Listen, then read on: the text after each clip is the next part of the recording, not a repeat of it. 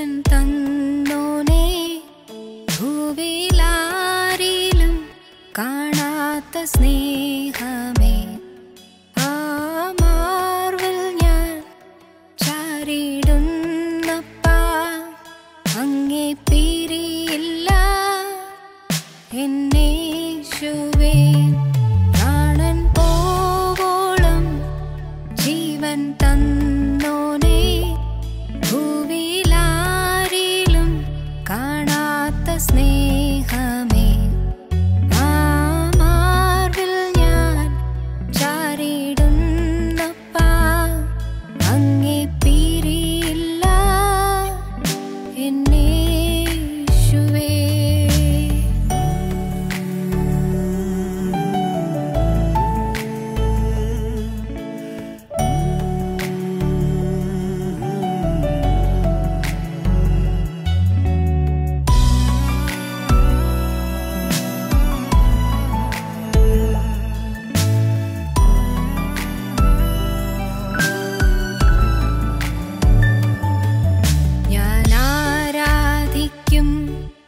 N കർത്താവിനെ മറ്റാരേക്കാളും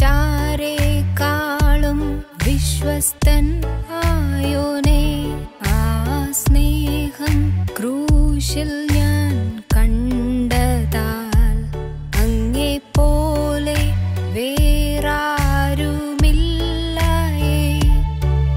ഞാൻ ആരാധിക്കും എൻ കർത്താവിനെ മറ്റാരേക്കാളും വിശ്വസ്തൻ ആയോനേ, ആ സ്നേഹം ക്രൂശിൽ ഞാൻ കണ്ടതാൽ അങ്ങേ പോലെ വേറാരുമില്ലയേ. പ്രാണൻ പോവോളം ജീവൻ തന്നോനേ, ഭൂവിലാരിലും കാണാത്ത സ്നേഹമേ, ആ മാർവിൽ ഞാൻ ചാരിടുന്നപ്പാ, അങ്ങേ പിരിയില്ല എന്നേശുവേ.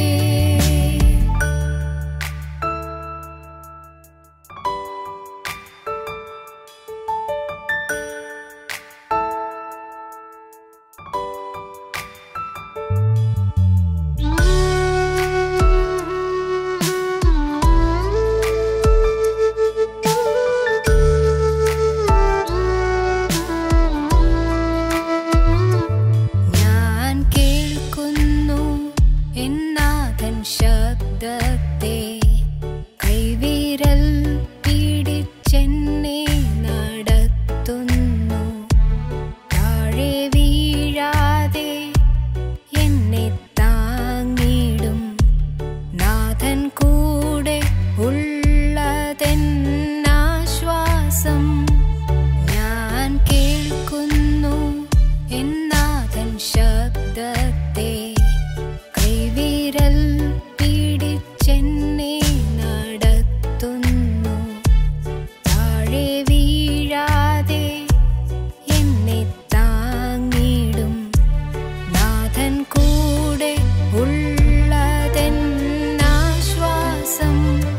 പ്രാണൻ പോവോളം ജീവൻ തന്നോനേ, ഭൂവിലാരിലും കാണാത്ത സ്നേഹമേ, ആ മാർവിൽ ഞാൻ ചാരിടുന്നപ്പാ, അങ്ങേ പിരിയില്ല എന്നേശുവേ.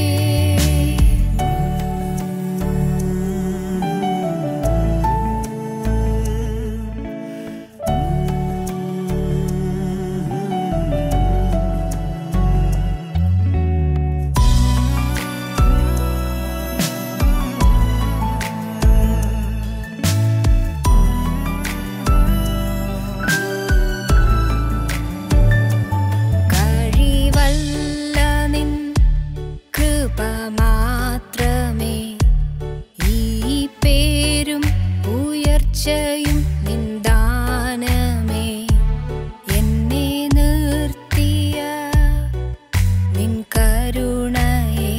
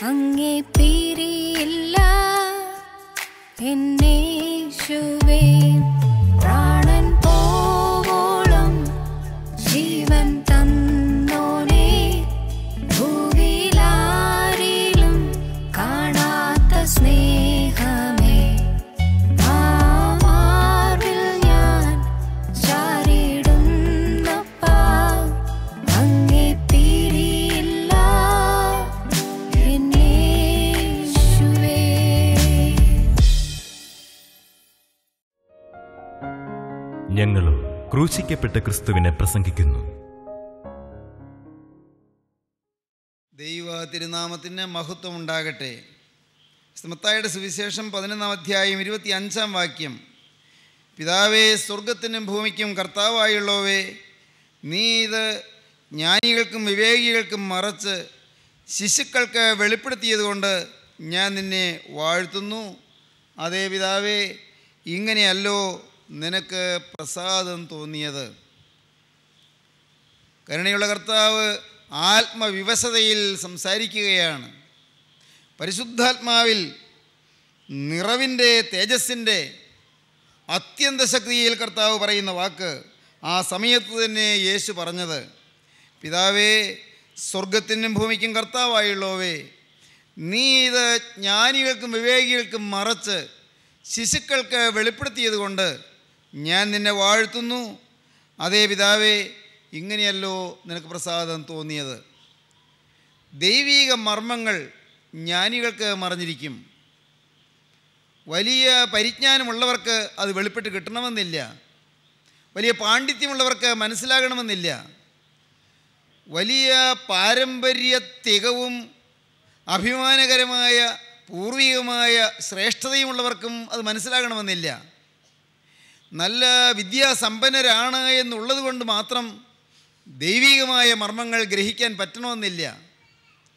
ദൈവികമായ മർമ്മങ്ങൾ ദൈവത്തിൻ്റെ കൃപയാൽ ദൈവം ദാനമായി നമുക്ക് വെളിപ്പെടുത്തി തരുന്നതാണ്.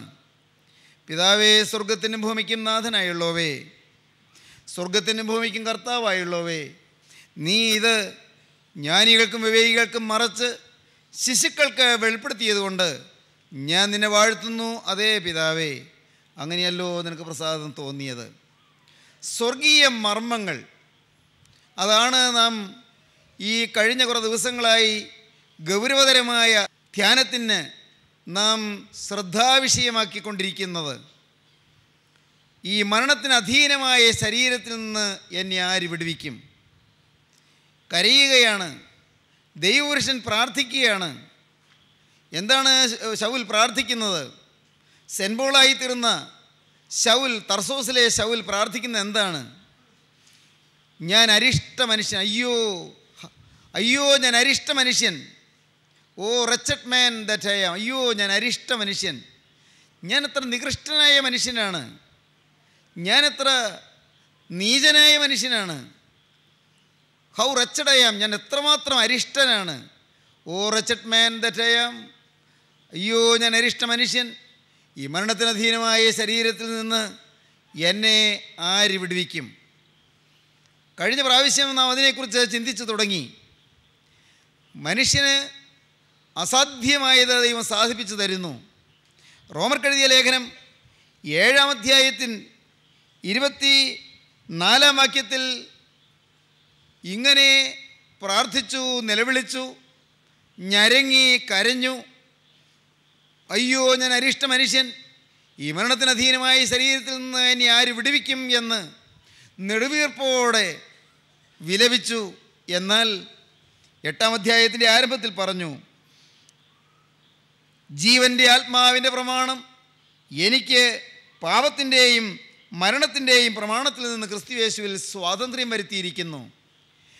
പരിശുദ്ധാത്മാവ് എനിക്ക് സ്വാതന്ത്ര്യം തന്നിരിക്കുന്നു. പാപമയമായ എൻ്റെ ശരീരപ്രകൃതിയിൽ നിന്ന് എനിക്ക് മോചനം തരുവാൻ ദൈവത്തിൻ്റെ പരിശുദ്ധാത്മാവിന് തിരുമനസ്സായിരിക്കുന്നു. എൻ്റെ പാപമയമായ പ്രകൃതി, എൻ്റെ തിന്മയുള്ള സ്വഭാവം, എൻ്റെ പഴയ മനുഷ്യൻ്റെ ജഡീക പ്രകൃതി, അതിൽ നിന്ന് എനിക്ക് മോചനം തരുവാൻ, എന്നെ ആ സ്വഭാവത്തിൽ നിന്ന് വിടർത്തുവാൻ ദൈവത്തിൻ്റെ പരിശുദ്ധാത്മാവിന് തിരിഹിതമായി. ജീവൻ്റെ ആത്മാവിൻ്റെ പ്രമാണം എനിക്ക് പാപത്തിൻ്റെയും മരണത്തിൻ്റെയും പ്രമാണത്തിൽ നിന്ന് ക്രിസ്തുയേശുവിൽ സ്വാതന്ത്ര്യം വരുത്തിയിരിക്കുന്നു. എനിക്ക് സ്വാതന്ത്ര്യം ലഭിച്ചു. ആന്തരികമായ സ്വാതന്ത്ര്യം എനിക്ക് ലഭിച്ചു. ആത്മാവിൽ സ്വാതന്ത്ര്യം എനിക്ക് ലഭിച്ചു. പാപത്തിൻ്റെ നീരാളിപ്പിടുത്തത്തിൽ നിന്ന് എനിക്ക് മോചനം ലഭിച്ചു. പാപത്തിൻ്റെ ഭയാനകമായ ആക്രമണത്തിൽ നിന്ന് എനിക്ക് കർത്താവ് ജയം തന്നുകൊണ്ടിരിക്കുന്നു. അപ്പോസ്തലൻ പൗലോസ്ലീഹ വളരെ സന്തോഷത്തോടെ സമാധാനത്തോടെ പരിശുദ്ധാത്മാവിൻ്റെ കൃപയെ പേർത്തും പുകഴ്ത്തിക്കൊണ്ട് വാഴ്ത്തിക്കൊണ്ട് പറയുകയാണ്, ജീവൻ്റെ ആത്മാവിൻ്റെ പ്രമാണം എനിക്ക് പാപത്തിൻ്റെയും മരണത്തിൻ്റെയും പ്രമാണത്തിൽ നിന്ന് ക്രിസ്തുയേശുവിൽ സ്വാതന്ത്ര്യം വരുത്തിയിരിക്കുന്നു. ദൈവത്തിന് സ്തോത്രം. ഈ റോമർക്കെഴുതിയ ലേഖനം 8-ാം അധ്യായത്തിൽ നാം പ്രത്യേകിച്ച് കാണുന്നതായ ഒരു വലിയ സത്യമുണ്ട്. അതെന്താണെന്നോ, റിഡംപ്റ്റീവ് പവർ ഓഫ് ക്രൈസ്റ്റ്, ക്രിസ്തുവിൻ്റെ വീണ്ടെടുപ്പിൻ്റെ ശക്തി. റോമർക്കെഴുതിയ ലേഖനം 3-ാം അധ്യായത്തിൽ റിഡംപ്റ്റീവ് പ്രൈസ് ഓഫ് ക്രൈസ്റ്റ്, വീണ്ടെടുപ്പിന് ക്രിസ്തു കൊടുത്ത വിലയാണ്. മനുഷ്യനെ പാപത്തിൽ നിന്ന് മോചിപ്പിക്കാൻ, മനുഷ്യനെ പാപത്തിൻ്റെ അടിമത്തത്തിൽ നിന്ന് വിടർത്തുവാൻ ക്രിസ്തു കൊടുത്ത വില, റിഡംപ്റ്റീവ് പ്രൈസ്. ആ വീണ്ടെടുപ്പിൻ്റെ വിലയാണ് റോമർ ലേഖനം 3-ാം അധ്യായത്തിൽ കാണുന്നത്. ഒരു വ്യത്യാസവുമില്ല.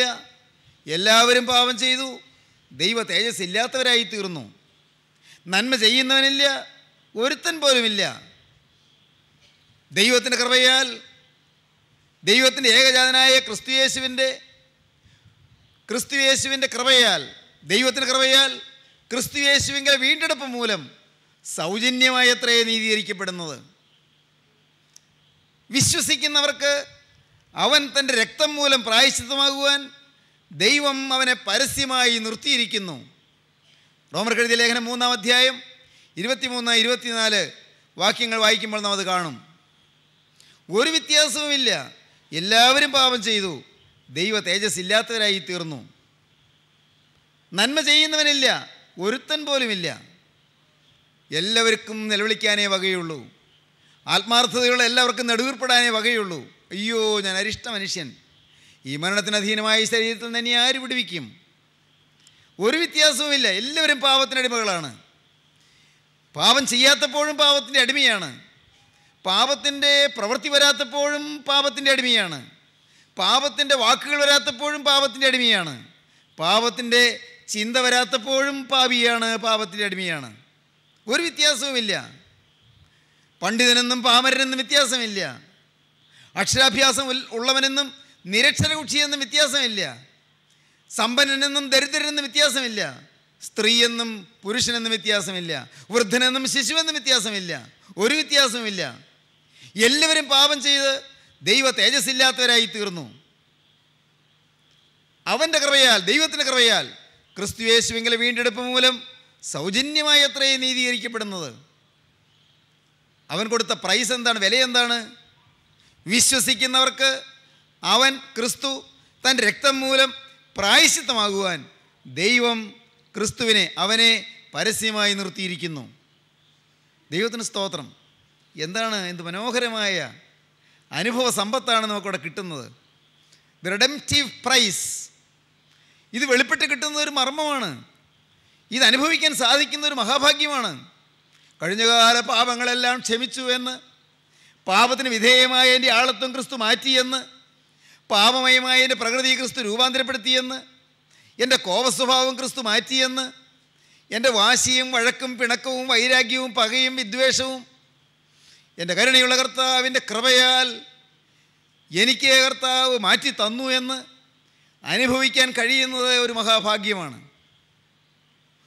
എൻ്റെ ജഡപ്രകൃതി കർത്താവ് മാറ്റി തരുന്നു എന്ന് അനുഭവിക്കുക ക്രിസ്തുവിന് മാത്രം സാധിക്കുന്നൊരു കാര്യമാണത്. അവൻ്റെ കൃപയാൽ ക്രിസ്തുയേശുവിൻ്റെ വീണ്ടെടുപ്പ് മൂലം സൗജന്യമായി എത്രയേ നീതീകരിക്കപ്പെടുന്നത്. വിശ്വസിക്കുന്നവർക്ക്, ഞാനെന്ന് പറയുന്ന മനുഷ്യന്, പാപിയായ മനുഷ്യന്, അയ്യോ ഞാൻ അരിഷ്ട മനുഷ്യനെന്ന് നിലവിളിക്കുന്ന മനുഷ്യന് ചെയ്യാൻ കഴിവുള്ളത് എന്താണ്? എനിക്ക് വിശ്വസിക്കാം. വിശ്വസിക്കുന്നവർക്ക് ക്രിസ്തു തൻ്റെ രക്തം മൂലം പ്രായശ്ചിത്തമാകുവാൻ ദൈവം ക്രിസ്തുവിനെ ക്രൂസിന്മേൽ പരസ്യമായി നിർത്തിയിരിക്കുന്നു, പരസ്യമായ കാഴ്ചയാക്കിയിരിക്കുന്നു. ദൈവത്തിന് സ്തോത്രം. റോമർ ലേഖനം 8-ാം അധ്യായത്തിലേക്ക് വരുമ്പോൾ റിഡംപ്റ്റീവ് പവർ നാം കാണുകയാണ്. എന്താണ് റിഡംപ്റ്റീവ് പവർ? വീണ്ടെടുപ്പിൻ്റെ ശക്തി, വീണ്ടെടുപ്പിൻ്റെ കരുത്ത്. അതാണ് പറഞ്ഞത്, പരിശുദ്ധാത്മാവിനെ കിട്ടുന്നു. പരിശുദ്ധാത്മാവിനെ കിട്ടുമ്പോൾ ഈ ജയം നമുക്ക് അനുഭവവേദ്യമായി തീരുന്നു. ആത്മാവ് നമ്മിലേക്ക് ഒഴുകിയെത്തുന്നു.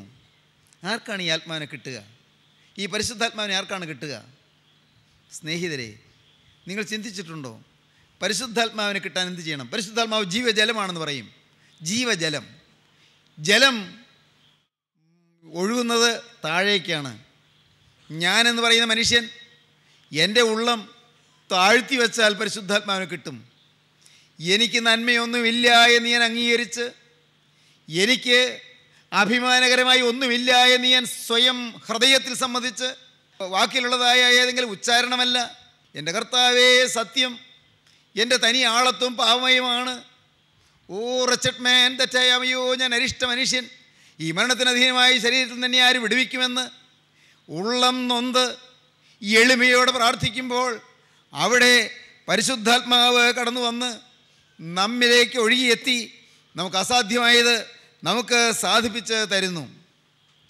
ബൈബിളിൽ നാം വായിക്കുന്നുണ്ട്, യെശയ്യാ പ്രവാചകൻ്റെ പുസ്തകം 57-ാം അധ്യായം 15-ാം വാക്യം.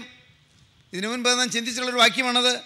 ഉന്നതനും ഉയർന്നിരിക്കുന്നവനും ശാശ്വതവാസിയും പരിശുദ്ധനെന്ന് നാമമുള്ളവനുമായ പ്രകാരം അരുളി ചെയ്യുന്നു, ഞാൻ ഉന്നതനും പരിശുദ്ധനുമായി വസിക്കുന്നു.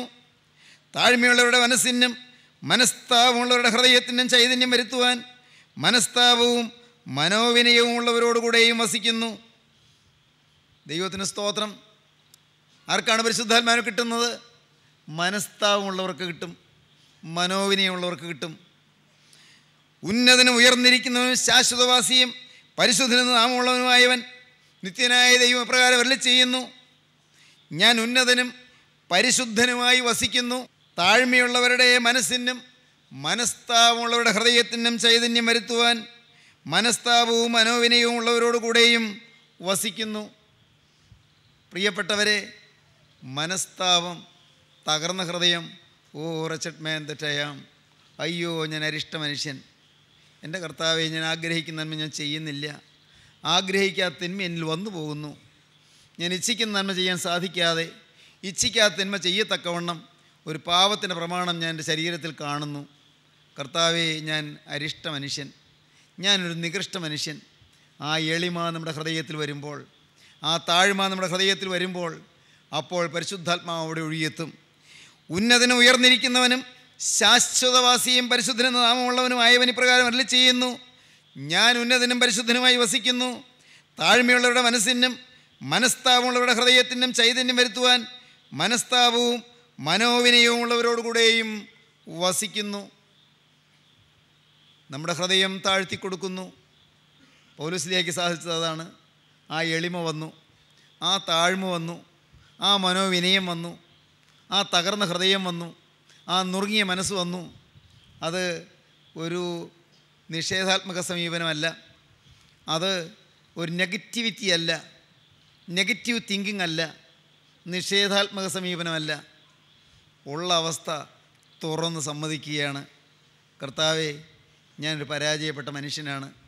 കർത്താവെ ഞാൻ എത്രത്തോളം ആത്മാവിൽ ജയിച്ച് പോകണമെന്ന് ആഗ്രഹിക്കുന്നു, അത്രത്തോളം എന്നെ തളർത്താനും തകർക്കാനും ഒരു ശക്തി എൻ്റെ മേൽ ആക്രമിച്ചു കൊണ്ടിരിക്കുന്നു. ആ ഭീകരമായ ശക്തി എൻ്റെ അകത്ത് വസിക്കുന്ന പാപത്തിൻ്റെ പ്രമാണമാണ്. അതിൻ്റെ അവകാശി പൈശാചികനാണ്, സാത്താനാണ്. അവൻ, ആ പിശാച് എന്നെ നശിപ്പിക്കാൻ അവൻ എന്നിൽ പ്രവർത്തിച്ചു കൊണ്ടിരിക്കുന്നു, എന്നെ ആക്രമിച്ചു കൊണ്ടിരിക്കുന്നു. നാഥ, ഞാൻ യത്നിച്ചാൽ ജയിക്കുകയില്ല. കർത്താവെ, ഞാൻ പരിശ്രമിച്ചാൽ ജയിക്കുകയില്ല, ഞാൻ അധ്വാനിച്ചാൽ ജയിക്കുകയില്ല. കർത്താവെ, ഞാൻ നിൻ്റെ കൃപയിൽ ചാരുന്നു, ഞാൻ നിൻ്റെ കൃപയിൽ ശരണപ്പെടുന്നു, ഞാൻ നിൻ്റെ കരുണയ്ക്കായി യാചിക്കുന്നു, ഞാൻ നിൻ്റെ അനുഗ്രഹത്തിന് വേണ്ടി കേഴുന്നു. നാഥ, നീ എന്നെ സഹായിച്ചേ പറ്റൂ, നീ എന്നെ അനുഗ്രഹിച്ചേ പറ്റൂ. എനിക്കൊരു ജയജീവിതം വേണം. എൻ്റെ പാപ സ്വഭാവത്തിൻ്റെ മേൽ എനിക്ക് ജയം വേണം. എനിക്ക് പാപപ്രകൃതി മാറിക്കിട്ടണം. എനിക്ക് ക്രിസ്തുവിൻ്റെ സ്വഭാവം വരണം, ക്രിസ്തുവിൻ്റെ ആളത്വം വരണം, ക്രിസ്തുവിൻ്റെ പ്രതിച്ഛായ വരണം. The very image of Christ, ക്രിസ്തുവിൻ്റെ അതേ പ്രകൃതി എനിക്ക് ലഭിക്കണം. ക്രിസ്തുവിൻ്റെ അതേ സ്വരൂപമായി എനിക്ക് മാറണം. കർത്താവെ, അതിനുവേണ്ടിയാണല്ലോ നീ എന്നിൽ നല്ലൊരു പ്രവൃത്തി ആരംഭിച്ചത്. ദൈവത്തിന് സ്തോത്രം. നല്ലൊരു പ്രവൃത്തി ആരംഭിച്ചു. നമുക്ക് വായിച്ചു നോക്കാം. റോമർ ലേഖനം 8-ാം അധ്യായം 9, 30 വാക്യങ്ങളിൽ നമുക്കിപ്പോൾ വായിച്ചു കേൾക്കാം. അവൻ മുന്നറിഞ്ഞവരെ തൻ്റെ പുത്രൻ അനേകം സഹോദരന്മാരിൽ ആദിജാതനാകേണ്ടതിന് അവൻ്റെ സ്വരൂപത്തോട് അനുരൂപമാകുവാൻ മുൻ നിയമിച്ചുമിരിക്കുന്നു. മുൻ നിയമിച്ചവരെ വിളിച്ചും വിളിച്ചവരെ നീതീകരിച്ചും നീതീകരിച്ചവരെ തേജസ്കരിച്ചുമിരിക്കുന്നു. ദൈവത്തിന് സ്തോത്രം. നീതീകരിക്കുന്നു, വിളിക്കുന്നു, മുന്നറിയുന്നു, മുൻ നിയമിക്കുന്നു, ദത്തെടുക്കുന്നു, ദൈവം തേജസ്കരിക്കുകയും ചെയ്യുന്നു. 7 കാര്യങ്ങൾ കഴിഞ്ഞ ഒരവസരത്തിൽ സൂചിപ്പിക്കാൻ തുടങ്ങി. അതിനെക്കുറിച്ച് വിശദമായി നമുക്ക് പഠിക്കേണ്ടതുണ്ട് പ്രിയപ്പെട്ടവരെ. എന്നാൽ ഈ മുന്നറിഞ്ഞ ഈ മഹാത്ഭുതം അത് നമുക്ക് വ്യക്തിപരമായി അനുഭവിക്കേണ്ടതാണ്. വ്യക്തിപരമായി നാം അനുഭവിക്കേണ്ടതായ ഒരു മഹാത്ഭുതമാണ്. ക്രിസ്തു നമ്മെ നീതീകരിക്കുന്നത്, ക്രിസ്തുവിൻ്റെ ആത്മാവ് നമുക്ക് ജയം തരുന്നത്, ക്രിസ്തുവിൻ്റെ ആത്മാവ് നമ്മുടെ സ്വഭാവം മാറ്റുന്നത്, അത് നാം വ്യക്തിപരമായി അറിയേണ്ടതാണ്, വ്യക്തിപരമായി അനുഭവിക്കേണ്ടതാണ്. ഞാൻ ദൈവത്തെ മഹത്വപ്പെടുത്തുന്നു. ഇവിടെ ഇരിക്കുന്ന നിങ്ങൾ അനേകം പേര് ഈ അനുഭവം ഉള്ളവരാണ്. ഈ വാക്കുകളെ കേൾക്കുന്ന നിങ്ങൾ അനേകം പേര് ക്രിസ്തു ഒരു നല്ല പ്രവൃത്തി ആരംഭിച്ചതും ക്രിസ്തു രൂപാന്തരപ്പെടുത്തിയതും അറിയുന്നവരാണ്. ആത്മാവിൻ്റെ പ്രമാണമാണ് മനുഷ്യ സ്വഭാവം മാറ്റുന്നത്. കോപം മാറ്റുന്നത് പരിശുദ്ധാത്മാവിൻ്റെ പ്രവൃത്തിയാണ്. പാപം മാറ്റുന്നത് പരിശുദ്ധാത്മാവിൻ്റെ പ്രവൃത്തിയാണ്. വഴക്ക് മാറ്റുന്നത് പരിശുദ്ധാത്മാവിൻ്റെ പ്രവൃത്തിയാണ്. ഭാര്യയും ഭർത്താവും തമ്മിൽ വഴക്കടിച്ചിരുന്ന കുടുംബം, എന്നും വഴക്കടിച്ചിരുന്നതായ കുടുംബം, എന്നും കലഹിച്ചിരുന്ന കുടുംബം, ഭക്ഷണം ചിലപ്പോൾ കഴിക്കാതെ എഴുന്നേറ്റ് പോയിരുന്ന കുടുംബം, ഒരു മുറിയിൽ കിടക്കാതെ 2 മുറിയിലായി മാറിക്കിടന്ന കുടുംബം. പ്രിയപ്പെട്ടവരെ, സമാധാനത്തിൽ, ഐക്യത്തിൽ, സന്തോഷത്തിൽ ഇന്ന് ദൈവത്തെ മഹത്വപ്പെടുത്തിക്കൊണ്ട് കഴിയുന്നു. ദൈവം അത്ഭുതം പ്രവർത്തിക്കുന്നവനാണ്. നിങ്ങളുടെ ജീവിതത്തിലും ഈ അത്ഭുതം പ്രവർത്തിക്കണ്ടേ? നിങ്ങളുടെ ജീവിതത്തിൽ ഈ അതിശയം നടക്കണ്ടേ? സഹോദരങ്ങളെ, നിങ്ങളുടെ കുടുംബം സ്വർഗമാകണ്ടേ? ഇനിയും നാം നരക ദുരിതത്തിൽപ്പെട്ട് വലയണമോ? ഈ ഭൂമിയിൽ നരകം രചിക്കണമോ? ഈ ഭൂമിയിൽ നരകം ഉണ്ടാക്കണമോ? ഐക്യം പുലരണ്ടേ? സ്നേഹം വളരണ്ടേ? വിശുദ്ധിയിൽ തികയണ്ടേ? ദൈവത്തിന് മഹത്വം കരയറ്റണ്ടേ? ദൈവത്തെ സ്തുതിക്കണ്ടേ? പ്രിയപ്പെട്ടവരെ, സമാധാനം ക്രിസ്തു തരും. നിങ്ങളുടെ ജീവിതത്തിൽ ക്രിസ്തു അതിശയം പ്രവർത്തിക്കും. രൂപാന്തരം ക്രിസ്തു തരും. നിങ്ങളുടെ കുടുംബത്തിലേക്ക് ക്രിസ്തുവിൻ്റെ സ്നേഹം കടന്നു വരും. നിങ്ങളുടെ ഹൃദയത്തിലേക്ക് ക്രിസ്തുവിൻ്റെ സ്നേഹം കടന്നു വരും. നിങ്ങളുടെ കുടുംബം സ്വർഗമായി മാറും. നിങ്ങൾ ഓരോരുത്തരും ഇപ്പോൾ നിങ്ങളുടെ അരികത്ത് വന്നിരിക്കുന്ന ക്രിസ്തുവിനെ, വചനമായ ക്രിസ്തുവിനെ നിങ്ങളുടെ ഹൃദയത്തിലേക്ക് നിങ്ങൾ സ്വീകരിപ്പീൻ. ക്രിസ്തുവിനോട് നിങ്ങളൊരു വാക്ക് പറയുവീൻ: നാഥ, ഇന്നു മുതൽ ഞാൻ നിൻ്റെ വകയായി ജീവിക്കും. യേശുവേ, എന്നെ രൂപാന്തരപ്പെടുത്താൻ നിനക്ക് മാത്രമേ കഴിയുകയുള്ളൂ. അത് നീ കൊടുത്ത വില വലുതാണ്. നിൻ്റെ തിരുരക്തമാണ് എനിക്ക് വേണ്ടി നീ ഇപ്പോൾ ചിന്തിയത്. നിൻ്റെ തിരുരക്തം തന്നെയാണ് എനിക്ക് വേണ്ടി നീ ഒഴുക്കിയത്. നിൻ്റെ ദിവ്യജീവനാണ് നീ അർപ്പണം ചെയ്തത്. എനിക്ക് വേണ്ടി ക്രൂസിൽ മരിച്ച രക്ഷക, ഞാൻ ഇന്ന് നിൻ്റെ തിരുസന്നിധിയിൽ വന്ന് ഞാൻ നിന്നോടൊരു വാക്ക് പറയുന്നു: ഇന്നു മുതൽ ഞാൻ നിൻ്റെ വകയാണ്. ഇന്നു മുതൽ ഞാൻ ഒരു പുതിയ മനുഷ്യനാണ്. ഇന്നു മുതൽ ഞാൻ ഒരു പുതിയ സൃഷ്ടിയാണ്. യേശുവേ, ഈ നിമിഷം മുതൽ ഞാൻ നിൻ്റെ സ്വഭാവം പ്രാപിച്ചൊരു പുതിയ മനുഷ്യനായി ജീവിക്കും. എന്നെ നീ കനിയണമേ, എന്നെ നീ കനിഞ്ഞു നോക്കണമേ, എൻ്റെ മേൽ നിൻ്റെ കരം വയ്ക്കണമേ, എന്നെ അനുഗ്രഹിക്കണമേ, എന്നോട് മനസ്സലിയണമേ, എന്നെ രൂപാന്തരപ്പെടുത്തണമേ. നമുക്ക് പ്രാർത്ഥിക്കാം, നമുക്ക് സമർപ്പിക്കാം. കരുണയുള്ള കർത്താവേ, ഈ വചനം കേട്ട് എല്ലാവരെയും അനുഗ്രഹിക്കണമേ. എല്ലാവരുടെയും മേലോടത്തെ പരിശുദ്ധാത്മാവിന് ശക്തി പകരണമേ. വീണ്ടെടുപ്പിന് ശക്തി എല്ലാവരെയും ജ്വലിപ്പിക്കണമേ. വീണ്ടെടുപ്പിൻ്റെ വില എന്ത് എന്ന് അറിയുവാനുള്ള ഭാഗ്യം എല്ലാവർക്കും നൽകണമേ. സുബോധത്തിൻ്റെ ആത്മാവിനെ അയക്കണമേ. വിശുദ്ധിയുടെ ആത്മാവിനെ പകരണമേ. സ്നേഹത്തിൻ്റെ ആത്മാവ് വ്യാപരിക്കണമേ. സമാധാനത്തിൻ്റെയും ഐക്യത്തിൻ്റെയും ആത്മാവ് പുലരണമേ. എല്ലാവരെയും അനുഗ്രഹിക്കണമേ. യേശുക്രിസ്തുവിന്റെ ജയകരമായ നാമത്തിൽ തന്നെ. ആമീൻ. ഹല്ലേലൂയ.